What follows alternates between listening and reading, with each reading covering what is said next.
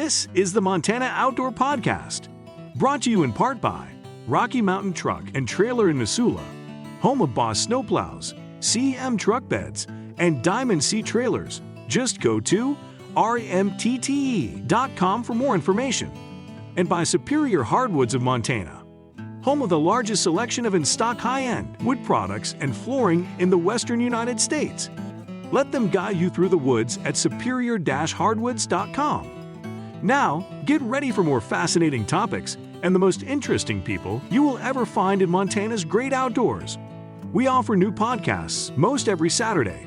You can get a link to these podcasts by going to our website, montanooutdoor.com, or by going to our Facebook page, or just send an email to Downrigger at montanooutdoor.com and say send a link to my email. It's that simple. Now let's head out with your host, Downrigger Dale, and see what's going on in Montana's great outdoors. Thank you so much, Manny. And as Manny just said, I am Downrigger Dale of the Montana Outdoor Radio Show and, of course, the Montana Outdoor Podcast, which you've just found us right here. And we are going to talk a bit today about something that, well, is real important, especially since we just got a bunch of bow hunters heading out to the field, and fall is, of course, a beautiful time here in Montana, and a lot of us love to get out and about in the fall, but our large furry friends out in the forest are also out and about. They're getting ready for hibernation and feeding, and so we really like to take some time this time of the year to urge people to be what we call bear aware. And in fact, it has gotten to be such an important thing that recently Governor Gianforte just did a proclamation that September is Bear Aware Month. And our friends at the Fish, Wildlife, and Parks are doing a bunch of events to really drive this idea home. And one person that's been working a tremendous amount on this is Danielle Oyler. She's a wildlife stewardship outreach specialist with the FWP, and she joins me now. Danielle, you have been a busy person here getting ready for Bear Aware Month, haven't you? I have it, Dale. Thanks for having me on. Yeah, we've been gearing up for Bear Aware Month. September is full of events, and especially across the middle of the area between the Yellowstone ecosystem and the Northern Continental Divide, where grizzly bears roam in the state. And we're trying to promote information and awareness about where people can encounter grizzlies and how to prevent those encounters. Well, a while back, I did a podcast, it was in the spring with Jamie Jonkel, and we talked a bit about getting your property, protected better and preventing bears and that. And one of the things that he mentioned in that podcast is, of course, fall is where things really start to tick up with bears and that. Is that why? Because I think this is a first that we've ever actually dedicated a month to bear awareness. Is that why you guys decided to do it? That plus the whole thought of our populations of grizzly bears and, well, black bears too, has really grown a lot, hasn't it? Absolutely. So September is Bear Aware Month, the first official Bear Aware Month, although those of us who live and work in bear country know this is the time of year we need to be careful. And the reason for that, I'm sure, as Jamie talked about, is that bears, grizzlies, and black bears are going through hyperphagia, which is a word that means overeating. So they're gaining all those calories for winter. And when they do that, they lose some awareness of what's going on around them in their relentless search for food. So that's why it is Bear Aware Month in September. Well, I really like what you guys have decided to do, which is to create some, I guess the way I always look at it, if you ever remember the old Disney Mary Poppins movie of a spoonful of sugar helps the medicine go down, you guys have put together some fun events that highlight the importance of being bear aware. Can you tell us just a little bit about some of the events that you're going to be having around the state? Yes. So each of our regions are having a kickoff event. Some of them have already occurred, but many are still coming. And then we have a number of larger, more involved events. So I can go through those, but essentially they fall into two categories. We have three events that will be broadcast online, so you can join virtually, because we recognize that Montana hunters are definitely from Montana, but some are not. And you guys are coming from all over, and we want to make sure you have access to this information before you get here if you're coming from elsewhere that may not be bear country, or even if it is. And then we have several in-person events too. We have a booth at the Chokecherry Festival in Lewistown on the 9th of September. We have an event in Billings on September 14th, Missoula September 19th, Florence September 20th, Bozeman the 21st, Helena the 26th, Butte the 27th. So we are busy in September. And many of those events that are in person, I would say all except the Bozeman event, we'll be having our Bear Aware trailer there, so you can look at bear mounts. You can practice with inert bear spray on our charging bear demonstration. You can ask questions, see a variety of different kinds of bear spray holsters and bear resistant containers, and talk to us and our experts about how to prevent bear conflicts and be safe in bear country. That simulator is a really neat thing. I've seen that in operation a few times.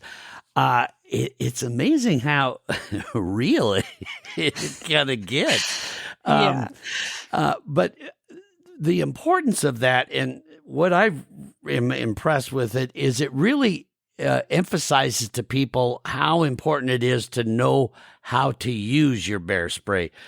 So often we carry it around. It just kind of becomes an extra thing we haul around when we're hiking or hunting or whatever. But knowing how to use it and knowing how to use it well enough that in a split second you know what to do is super important. Talk a bit about how that simulator works, and then just the importance of understanding why it's so important to know how to use your bear spray. Yeah, so our simulator is it's actually a 1/5 scale remote controlled car with a bear on it, and it goes pretty fast, almost 25 miles an hour. And so it really brings home how quickly a bear encounter can happen. And actually, really, a real bear can run up to 35 miles an hour. So we're trying to get people to think how quickly that bear can be coming towards you, and why that bear spray needs to be just very, very handy. And as they say, where the mind has been, the body will follow. So we hope this practice and this just this muscle memory of taking that safety off and spraying the can will make it easier if you ever have to do it. Mm-hmm. Yeah, so that's the idea, is knowing how to take the safety off, knowing how to spray it, and getting that practice, feeling comfortable. Bear spray is a really safe, easy, and effective tool to learn how to use. So we recommend it to anyone who's in bear country. Yeah, and I can't stress that enough, folks, because no matter if you've hiked in an area or hunted in an area for a long time and have never seen bears, if you're going to see one, this is probably the time of year you're going to see them, correct? It is, because, bears are found a lot of places in Montana, so they can be found generally anywhere west of Billings. Grizzly bears and black bears, much wider distribution than that. But also this time of year, they are in such a search for food. This time of year during hyperphagia, they can be active up to 20 hours a day. So that puts them out in the landscape a lot more than they normally are, as far as when they're moving around and looking for food. And then they kind of lose some of their situational awareness.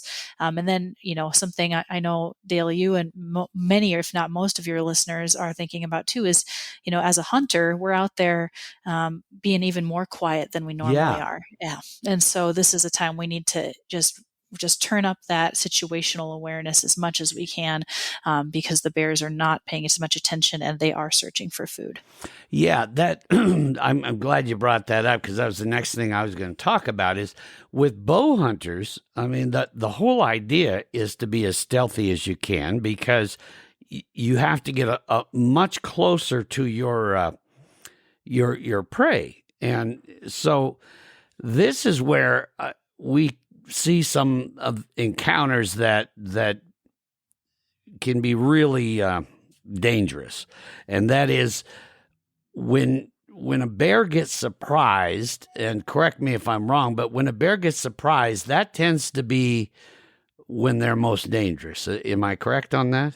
Yeah, so most of our negative encounters where people are injured happen when a bear is surprised. Yeah, so that's what we'd call a defensive encounter. The bear is defending either itself, like its personal space, perhaps a carcass, a big food source, or cubs.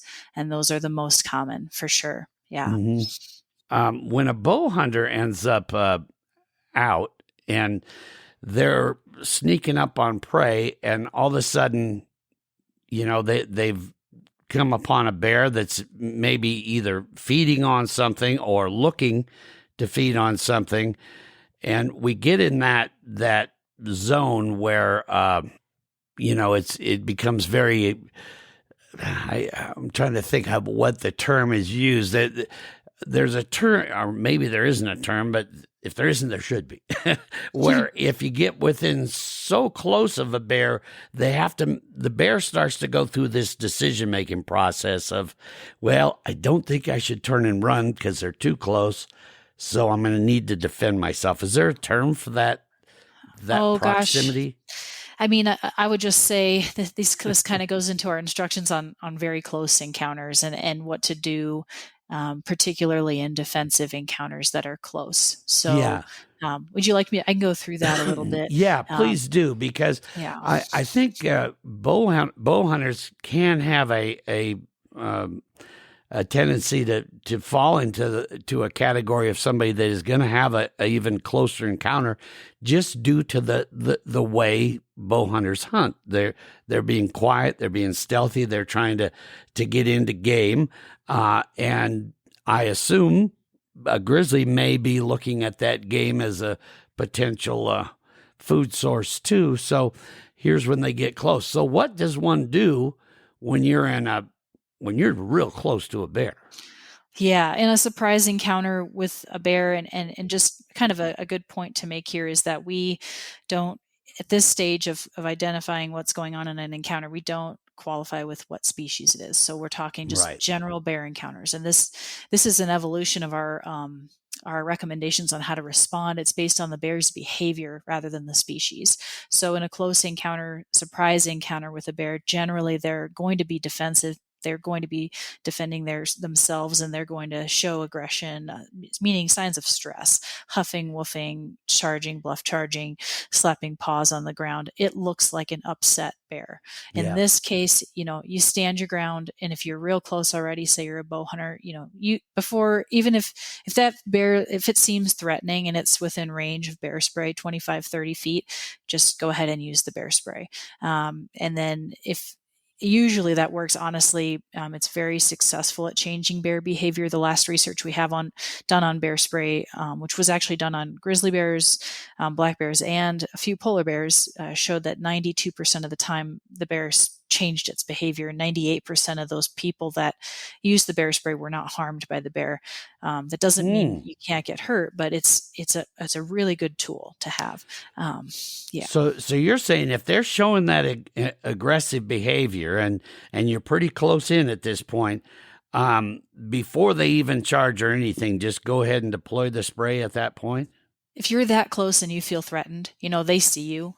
Then use your bear spray. And an important thing, you think about animal behavior, how we interact with wildlife or even domestic animals. It's they see you as a threat in this scenario, so you don't need to be more scary.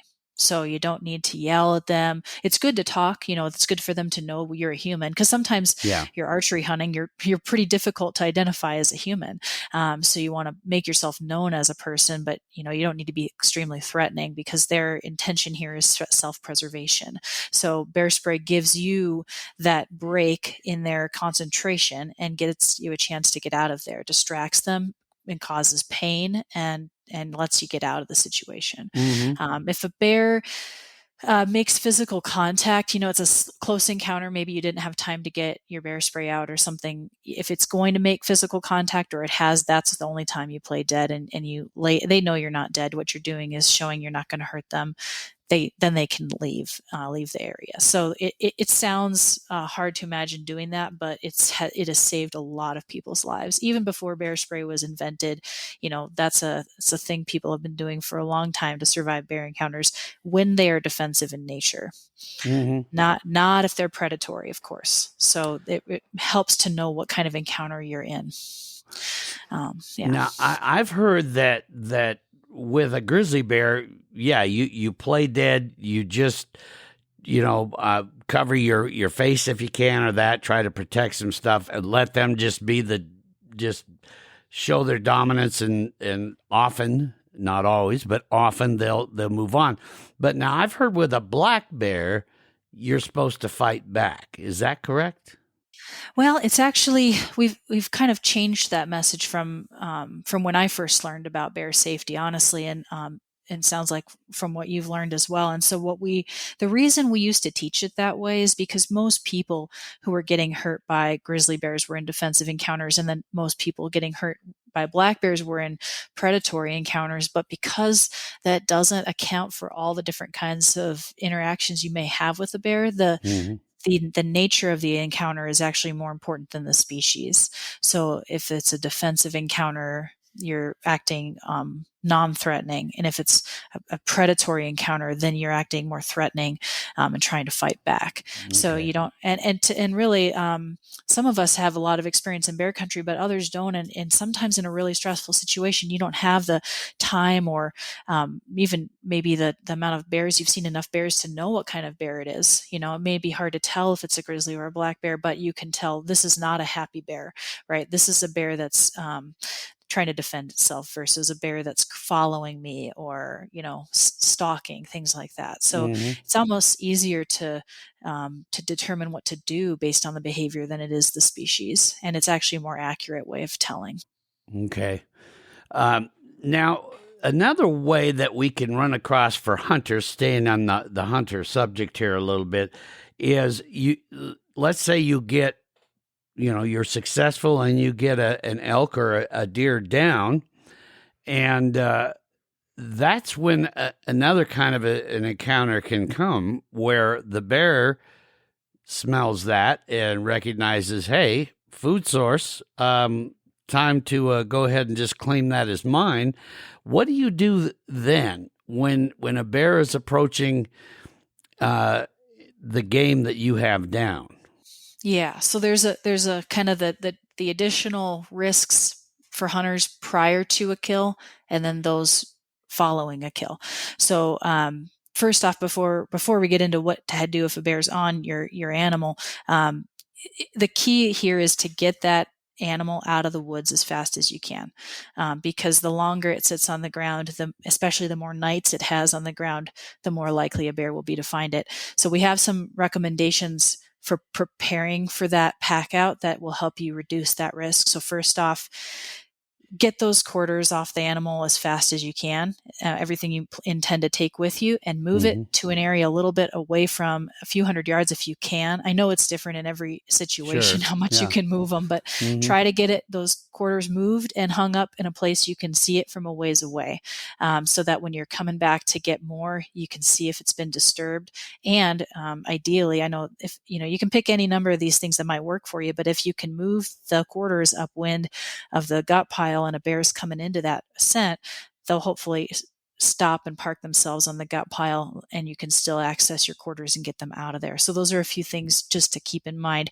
Another thought that another recommendation that'll be useful for hunters and rifle and archery hunters is that if you don't end up having time to get the animal field dressed and ready to go, and you need to come back to the carcass, say you've gutted it, but you haven't gotten much else done, putting a stick or something upright in the rib cage and tying some flagging to it so you can see it from a ways off, but also to see if it's been moved at all when you come back. Good idea. Yeah. Okay. Yeah, because the bears are like a raven's not going to move a stick, right? But fox maybe not going to move a stick. But a grizzly or black bear, they often roll the carcass around when they're feeding on it, and you might be able to at least pick up on that movement. So that's something else that might help you know if a bear is in the area. Now, if you have a bear claim your animal, just it isn't worth your safety to try to drive a bear off a carcass. So recommend it, get out of there safely and call a game warden. Let them know what happened right away. Sometimes, depending on the situation, what happened, they can get you another tag, possibly. It just, all the variables kind of depend on how much have you gotten out, what happened in the field. But it's best to just not risk your safety. Bears, if you think about how they how they do well in the wild, is that they're kind of bully each other around. They drive each other off carcasses, and they show their dominance or claim kills that way, and that's their forte. So pushing a bear off a carcass is not a good idea. But call a game warden as soon as you can. Yeah. Don't try to compete. You're outgunned there, and and in the case of a bear that's claimed your animal, if they're not threatening you and they're feeding on your animal, you're not allowed to shoot them. If it's a grizzly, it's a grizzly, absolutely. And obviously, so we can't bait bears in Montana, right? But if you had a black bear tag and you came upon a black bear that had gotten your animal, then you could take that animal if it was a legal animal, right? Right. No sows and cubs, things like that. But it's important to note you can't set up remnants of your game animal for the purpose of drawing in bears. So there's a difference there. Yeah. So those are some great things to learn. Now, let's say we get into a situation where we were confronted by a bear. We deployed our bear spray. It worked. The bear left the scene. We turned and went the other way and got out of there. Is it still a good idea to contact the warden then and let him know that you had an encounter? Yeah, it would be we would really appreciate being alerted to any encounters where you had a conflict with a bear and had to use your bear spray. Anything like that, we would love to hear about. So if you don't know your local warden, that's fine. Just call the local office, your FWP office, and tell them you want to tell a bear manager what happened. Something happened with a bear, conflict with a bear. We have bear management specialists in regions 1, 2, 3, 4, and 5 in the state of Montana. So they are specific to those regions. So they'd be happy to chat with you, and so would a warden. Right. And then that helps a lot, because then they can investigate and see, was this a problem bear? Were there some issues there? So I can't stress that enough too, is, let folks know about this for sure. We're going to take a quick break here, Danielle, and chat with one of our great sponsors here. But when we come back, I want to shift gears a little bit and talk to you about, when you're out not hunting, but you're, just enjoying a nice fall weekend at a campground and that. I think often people think, well, gee, I'm at a regular campground. I don't need to worry so much about that. So we'll talk a bit about that, and then just talk about being a property owner in general, with the fact that bears are out doing what they do here this time of year. So we'll do that when we come back right after this. Folks, I want to talk a bit about Superior Hardwoods of Montana. I think, like any business, when you hear from customers and what they say about a business, that really says a lot. Dave and Carol sent this in about a project they did. Dave says, Carol and I would like to publicly thank you and Superior Hardwoods for our new hardwood floor. From our first visit to Superior Showroom to your final inspection, everything was perfect. Selection, price, and workmanship. We particularly like the fact that we did not have to deal with the usual array of people: sales, delivery, removal of old carpet, installation and finish of new floor. From the start to finish, we dealt only with you. No surprises, no subcontractors. We were particularly pleased with the installation and finish of the floor. You were always at the door when you said you'd be, and you worked hard and efficiently and provided us with an absolutely beautiful new bedroom floor. It's always a bonus for us to deal with a locally owned company. It's even better when that company offers a superior product, a fair price, and exemplary service. That says a lot, doesn't it? I'll tell you what, folks, when you get done listening to this podcast, I want you to go to superior-hardwoods.com, superior-hardwoods.com. Read through some more of their testimonials. Take a look at all the different woods you have. In fact, in a way, you kind of guide yourself through the woods and see everything there is. Then get a hold of the folks. Get a hold of John and the rest of the gang at Superior Hardwoods. You can call them at 406-235-7452. They're located in Missoula, so you can always stop by and see them. If you go to 5120 Highway 93 South, that's just south of Missoula, take a look at what they have there. You're going to be pleasantly shocked at what they've been doing and what they have. Well, heck, they've been doing it since 1977. So they've got it down from their beautiful showroom to everything else. Superior Hardwoods of Montana. That's superior-hardwoods.com. Whether you're building a new home or remodeling, you're going to love the way that looks. Superior Hardwoods of Montana. And we are back here. My guest, Danielle Oyler, is with us. And Danielle, before I get into the camping and property side of things, tell us a little bit more about yourself and how you got into all this. Sure. Yeah. So I've been working in wildlife and education for most of my career. I worked for the National Park Service. I've been a ranger, worked in the backcountry trails and as a guide, and then more recently working in bear awareness and education for a working group coordinating our programs and getting the word out on bear safety throughout the state of Montana for a number of agencies and nonprofit organizations. So I've been working in this for a while. I grew up in southwest Montana in the Yellowstone ecosystem. So bears have been a part of my life since I was a kid. And so I think something helpful to remember when you're learning this, if you're new to bear country, that it's a learned thing. You know, it's kind of part of being in a place and learning how to navigate that place. I guess I got into this just through my interest in education and the natural world, and my degrees in environmental studies and wildlife biology, University of Montana. Mm-hmm. Okay. So obviously you've got a tremendous amount of experience in this, and what have you seen as far as the growth in population? Because it seems like we're hearing more about bear encounters and that. I don't know if that's just because with social media and stuff now we just hear more about it, or is there an increase, or do you know? You know, I'm not sure if there's an increase that's not just proportional. So Okay. we're having, as many people who live here will tell you, obviously Montana is growing in its human population, and our bear population is also, our grizzly bear population is expanding into new areas that it hasn't been in over 100 years. So there's that transition happening too. So more bears on the landscape, more people on the landscape just makes for more conflicts between bears and people. But the nice thing to know is that there are a lot of ways to prevent those encounters, and we can share the landscape.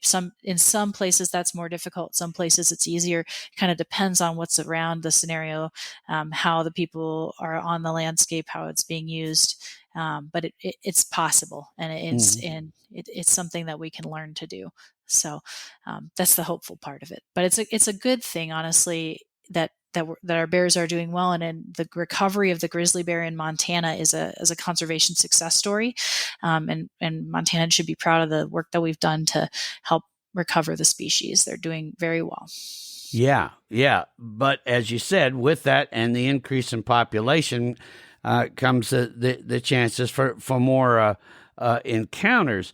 Now, thus the reason for Bear Aware Month.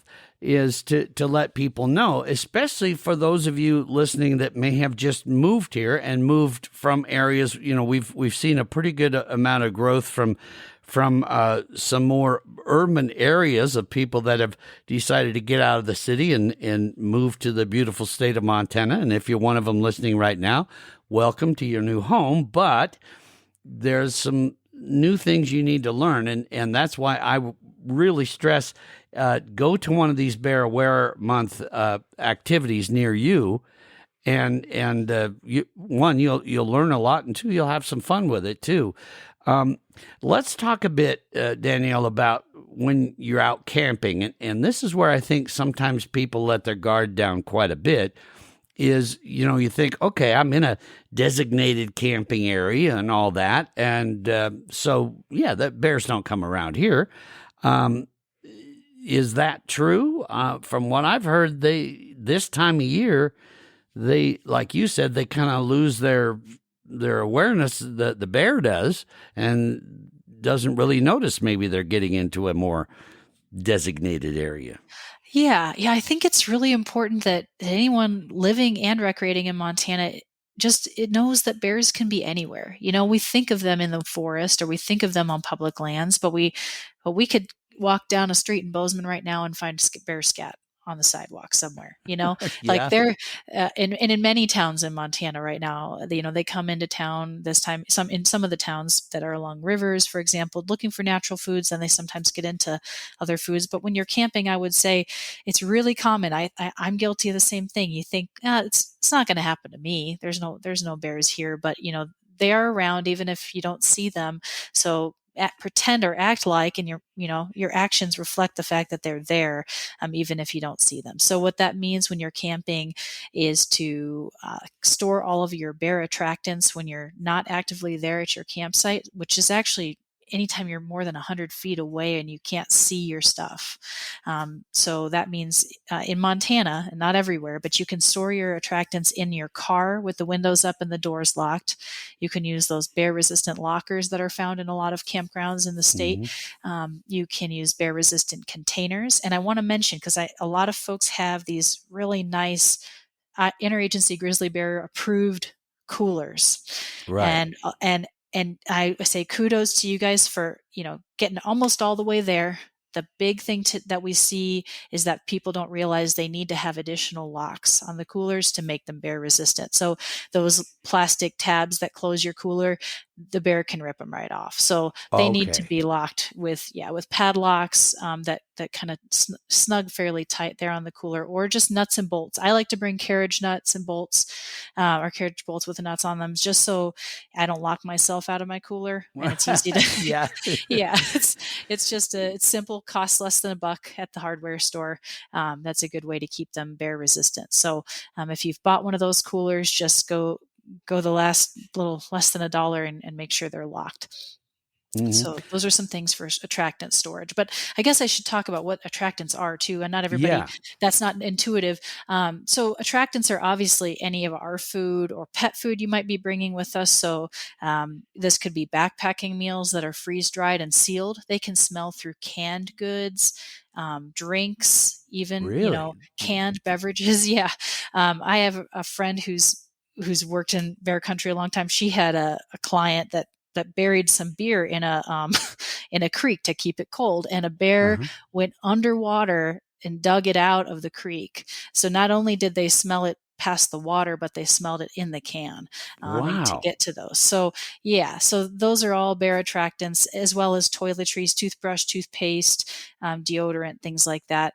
If it has a smell, it should go in with your bear resistant container, whatever storage you're using every night, and when you're not there at your campsite. So Yogi decided to have a cool one and just went right to the river, huh? Oh yeah! Wow, that's amazing that I guess they are one of the top animals in nature that have an incredible sense of smell, huh? Yeah, we estimate their sense of smell is at least 700 times better than a person, or at least 7 times better than a domestic dog. So if you think about all the things dogs do for us, they can detect medical conditions and all this stuff, but bears 7 times better than that. So they can smell in ways we can't even imagine. Wow. Okay. So, understanding that you've got to get this stuff where the bear's not going to smell it, that's what's going to attract them. And then I remember, learning, dating myself quite a ways back when I was in Boy Scouts, and this was a long time ago, they talked about, getting stuff up into the trees and that. Is that still something you should do? Like, if you're out in the backcountry camping and you're going to go out for a hike or whatever, or is it better to just invest in something that is more bear proof? Well, any of those, so any option that meets that proper food storage requirement would work fine. So if you're at your car, that to me is always the easiest thing, or a bear locker, fine. If you're in the backcountry, that's what I do the most often is I hang food. The specs for that are the load needs to be 10 feet off the ground. And at least 4 feet from the tree that's supporting that branch.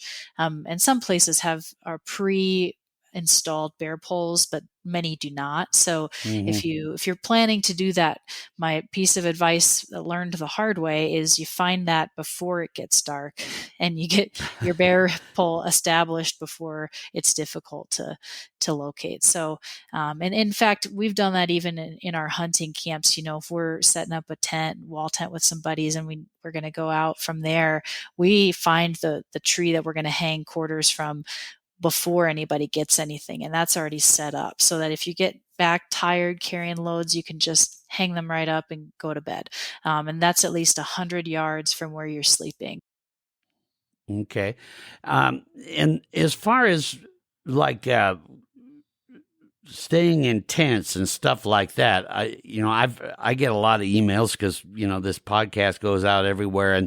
And one of the emails was that they were asking, even if I've got all my, bear attractant stuff put away, will they smell me in the tent? And am I still in danger, staying in a tent during this time of the year? Yeah, I think, their sense of smell is really acute, but we're talking about the attractants themselves. So, right. Like your bug spray, all that stuff. If it's hung properly, or it's in a bear resistant container, you're gonna smell like a human. And if you're in the backcountry and you have clothes that got pretty soiled from cooking, or say butchering an animal, or whatever, you might fishing, and you got that smell on you, I'd probably hang those as well, because it just reduces the odor you have in the tent. But you don't need to worry about just smelling like a human.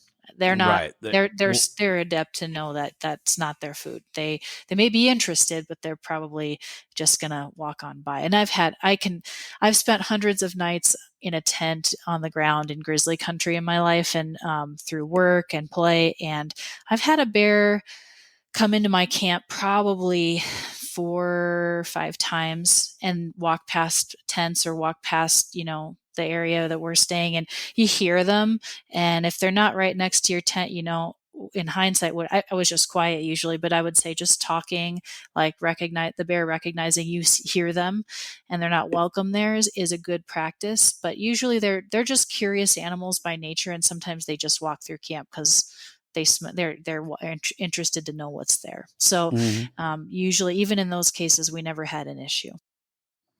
And at these Bear Aware events going on this month, are those some of the things that we learn about, as well as far as learning about what are attractants, and will you have examples of containers, stuff like that people can see?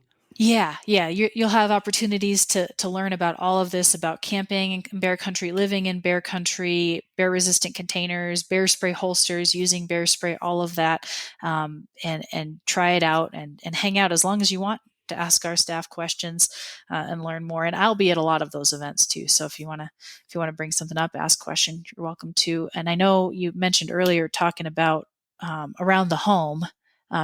Did you want to talk about that as well? Yeah, that was the next area I wanted to get into, is with people that live out in bear country, and in that, what are some of the attractants that we have around the home that you may not even think about? I know one that I learned about when I had Jamie Jonkel on was bird feeders, which surprised me, but bears like bird feeders.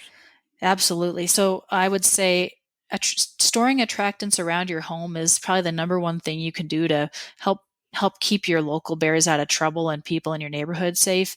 The top 3 things that get bears into trouble around human development are bird feeders, garbage, and likely fruit trees. I would say those, this time of year, apple trees and things bring them in close to humans. And so what can you do? You can store your garbage in your garage until the day of pickup, or get a bear resistant garbage can. They make those for that work with automated garbage machines, or if you contact your waste management company, they can let you know what's available. You can pick all the apples or pick up fruit off the ground if you have fruit trees. That really helps. If you don't want to do that, you can put up a temporary electric fence. That's another good option. And then bird feeders, I would just recommend putting them up once bears go to bed, taking them down once bears wake up. But if you want to watch them through the summer, you may have to electric fence the area you have your bird feeders, or at least put them in at night. Because even if you hang them up high enough that the bear can't reach them, anyone who watches birds know the birds knock the seeds off out of the feeder and onto the ground. Mm-hmm. So the bears are still going to get it. So those would be my recommendations to keep the neighborhood area safe from bears getting food. Yeah, I've got an apple tree that, in fact, last year this bear decided to go. It was a black bear.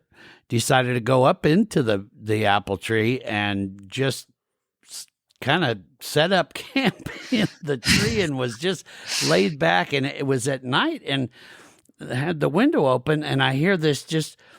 It sounded like a person eating an apple, and they were just, nom, nom, nom.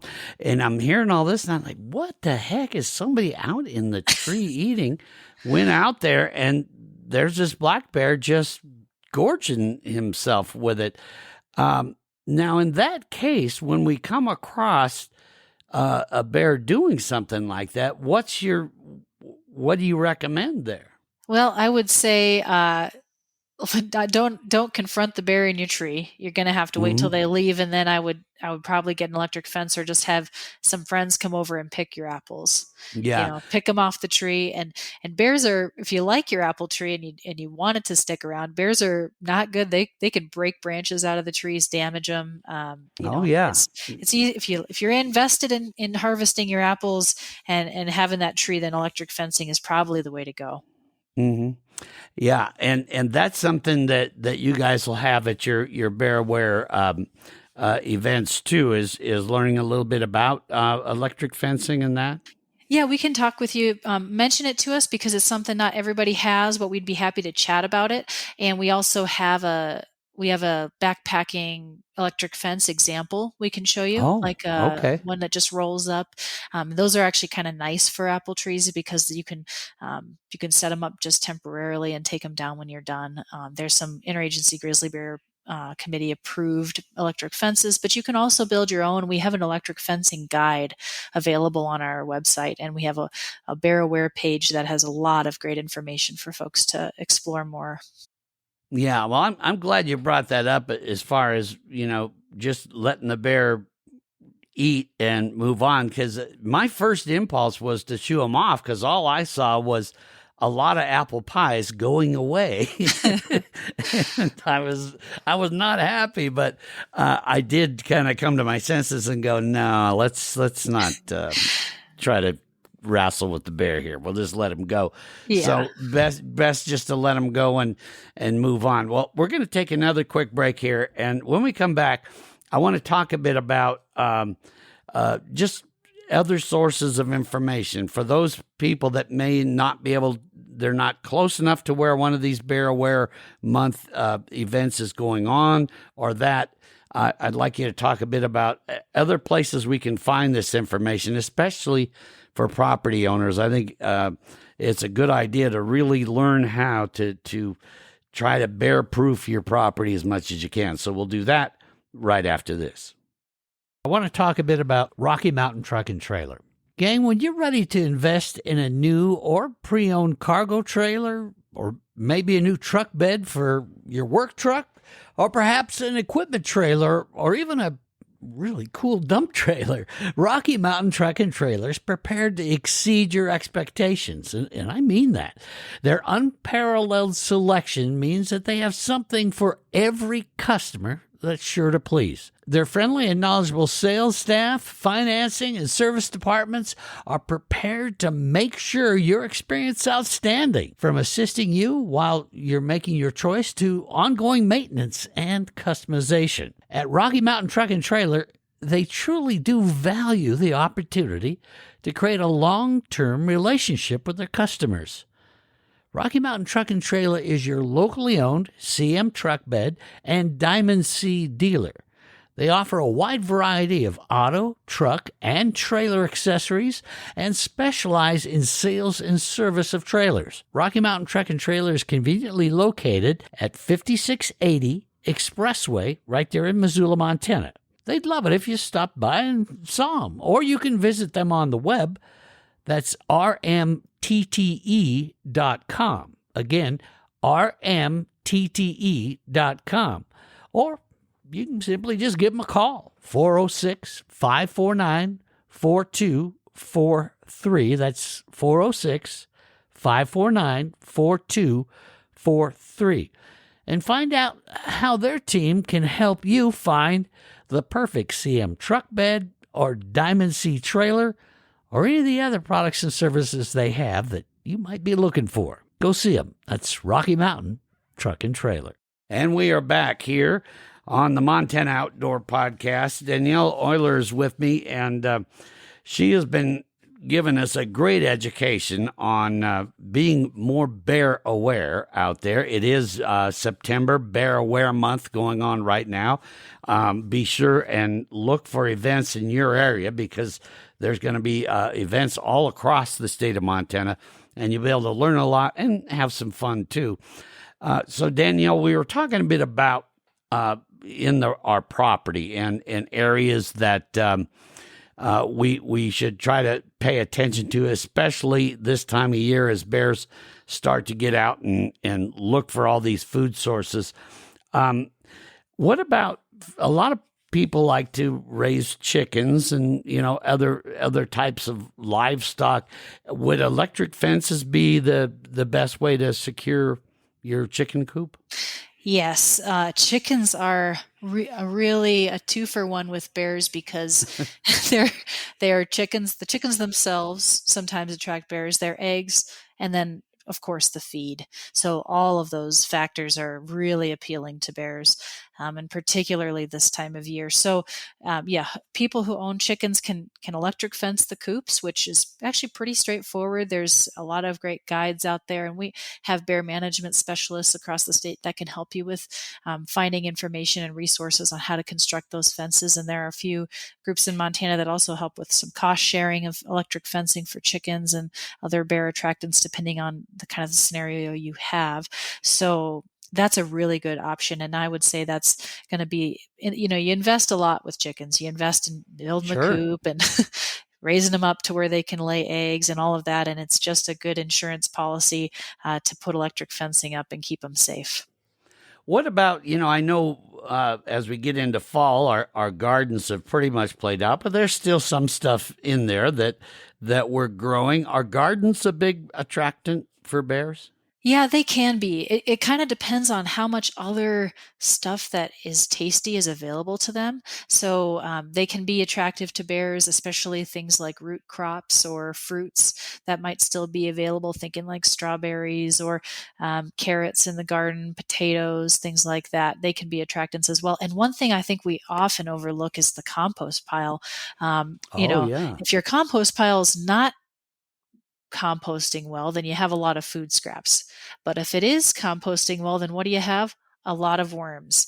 And either way, bears are happy. So bears are happy to eat food scraps. They're happy to eat worms. So compost is another bear attractant. So I would just say if you have chickens, garden, compost is put an electric fence around. And electric fences, I just want to say, are really very safe. You don't have to worry about your kids getting hurt or anything like that. You can install an easy to use door on there, and it's a good thing just to keep the things you're working on so hard throughout the season safe and out of the reach of bears. And extra bonus, it keeps the deer out. It keeps other critters that might be getting your garden. So it's a good practice to do.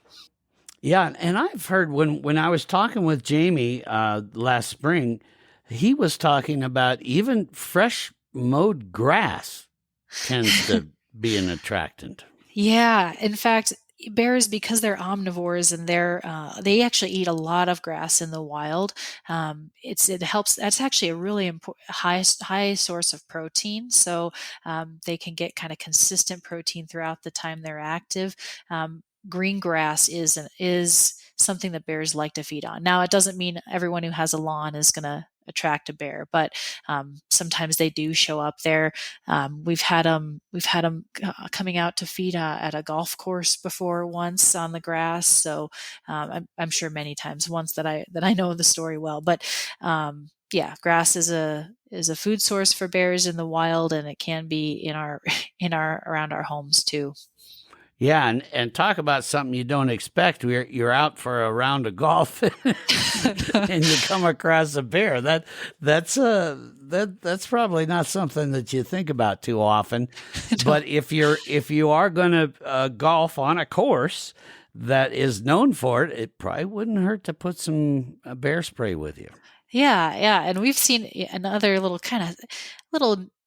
interesting stories. Just, golfers in Montana will know that some of our higher elevation or close to mountainous areas are golf courses that have a lot of elk around. And in the springtime, when the elk are calving, if they're near the golf course, the elk can actually be something that attracts the bears. And when the calves are young enough, they can't keep up with mom and they're hiding. Same with deer fawns, but elk are just bigger and more concentrated. Then bears will feed on that too. And I want people to kind of think of it when they think of how a bear uses its environment is they have a map in their head that's both time and space, temporal and spatial. They're like, every year at this time I get this food, and then I move over here and this food's available. And you don't want to become a place that's a stopover on their map, right? You don't want your yard, or so that's why it's good to just make sure your apple trees and your everything is stored properly, and the bear doesn't want to stop over at your place because they know they can get something. So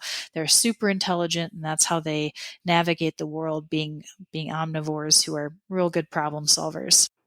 Mm-hmm. Yeah, good point there. You don't turn your property into a bear truck stop. Yeah. Not a good idea. So let's talk a bit about, before we head out here, let's talk a little bit more about the Bear Aware Month activities. Now, I was just looking through some of them, and it looks like they can be some fun stuff. One in particular was you guys are going to have several things going on at Montana Wild in Helena, which, for folks that are listening that aren't familiar with it, that is a really neat educational place to go. If you don't live in Helena, you're going through, you should check it out. But can you talk a bit about some of the other events that you have going on? Yeah, so we have events at Montana Wild throughout the month of September. We have a story time on September 12th. We have bear safety skills for families on the 21st from 5:30 to 6:30. We'll have the bear trailer there September 26th to, again, show our bear spray practice. And we have a great talk about grizzly bear nutritional ecology. So what bear diets, the foods they eat in the wild, and why, on September 28th. So those are some of the events happening at Montana Wild. And if you haven't been, yeah, Dale, you're right. It's a really great place to visit and learn, take your family. Mm-hmm. And so these Bear Aware Month activities, that folks want more information, where can they go to get more information about the events themselves? And then talk a bit about just information about living in bear country and where you can find that kind of stuff? Yeah, so we've put it all in one convenient place on our website. So fwp.mt.gov/bear-aware. And we can post that on the show notes, I'm sure, to Yeah. give more information there. And that's a place you'll find all the information about our events, as well as links to videos and web pages dealing with the different kinds of bear encounters and how to protect your property, all kinds of information about bear safety, as well as the Montana Wild event calendar. So that's the place to go to learn more and watch videos. We're doing new videos throughout the month of September all about bear safety. So a lot of great information there. Yeah. For you folks that are listening, those of you that are regular listeners, you know where that podcast description is. I'm going to have links in there for you to be able to click. So real easy to find links on that. And as Danielle just said, you can also just, go to the FWP site, but all those links will be there. Danielle, if people have specific questions about bears, for folks that were listening to this podcast, can they email you? Is that okay? Or would you rather them email me and I pass it on? Oh, they can email me directly. That would be totally fine. It is going to be a busy month, so it may take me a few days to get back to you. But I can post my email there in the notes as well. Yeah, and this is something that, bring the family and learn about it. You're going to be able to meet some really interesting people like Danielle and others that can explain all about sharing Montana with our furry friends and knowing how to do it right and keep safe. Lastly, before we go, a lot of folks that listen to this program, and just that live in Montana in general, are dog lovers. I'm one of them myself. Dogs tend to get protective, and when we're out there, like the scenario I talked about with the bear in the apple tree, my dogs went absolutely nuts. And that, what can we do to keep our pets safer with bears? Because I know that can be something that will be deadly to a dog for sure. Yeah. Bears can be a danger to dogs for sure. And what I would say is most people's dogs are not an asset in bear country. Most pets don't necessarily know how to handle a bear encounter. So for folks recreating in bear country, and for that matter, bird hunters with dogs, try as best you can to keep your dog close and under control. And for some dogs, that might mean on a leash, because what we tend to see with dogs in conflict situations is that the dog is running around. They have a great nose, so they find bears, and then they irritate the bear by barking at it or chasing it. And then the tables turn just enough, the dog gets uncomfortable or scared and comes running back to you with the bear chasing it. So that's what we don't want. We want the dog to stay safe. Now, if the bear has a way to get out of the situation, typically, like the dog is leashed and barking, but the bear is not cornered, often they will try to get away from that. So that's why it's nice to have your dog under control. It's safer for you and safer for the dog. In a situation around your home, we have in the United States generally, it's not uncommon. We have conflicts between black bears particularly and dogs, and the reason usually is that something is drawing the bear into the yard, like bird feeders or garbage or something, and then the person lets the dog out at night, and the bear runs up dog, they get in a fight. So if you have if you've had bear activity, look out before you let the dog out at night. Check your yard, make sure there's not a bear out, bring a flashlight, that kind of thing. Maybe have your bear spray by the back door, just in case.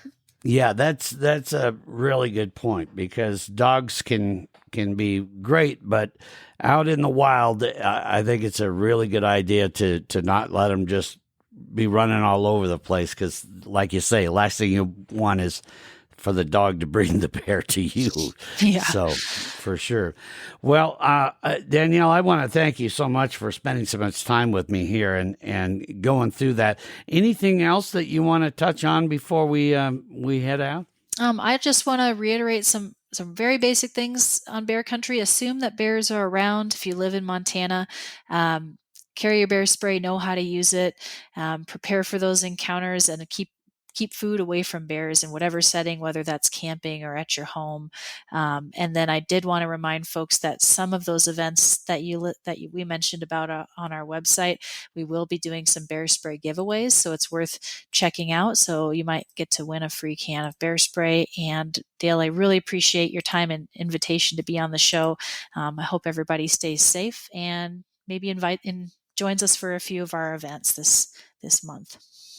There you have it, folks. Danielle Oyler, I want to thank you so much for spending time with me. And for you folks, again, Manny will give you my email address, but in that podcast description, you're going to see all the links you want. There'll also be a link just to click, and it'll open up your email program, and you can email Danielle and ask her any questions as well. And like she said, let's stay safe out there and go out and have some fun at Bear Aware Month at events near you. Danielle, real quick, give us that website again, just in case folks. I know a couple of our areas where we post the podcast, they don't include the description. So just give us that one link there as far as finding the Bear Aware stuff. Yeah, of course. It's fwp.mt.gov/bear-aware. There you go. All right, Danielle, you take care, be safe, have fun out there, and hopefully we'll see you at one of the events around the state. Great, thanks. Have a good one. All right, take care, everyone. You folks be safe out there, and let us know if you have any questions on this, and we will get answers for you right away. Until then, enjoy yourself out in the great Montana outdoors. Thanks for listening to the Montana Outdoor Podcast. It has been brought to you in part by Superior Hardwoods of Montana, home of the largest selection of in-stock high-end wood products and flooring in the western United States. Let them guide you through the woods at superior-hardwoods.com. And by Rocky Mountain Truck and Trailer in Missoula, home of Boss Snowplows, CM Truck Beds, and Diamond Sea Trailers. Just go to rmtte.com for more information. So what did you think of today's podcast? Send your questions and comments to Downrigger at montanooutdoor.com. We should be dropping a new podcast this next Saturday. Until then, we will see you soon out in Montana's great outdoors.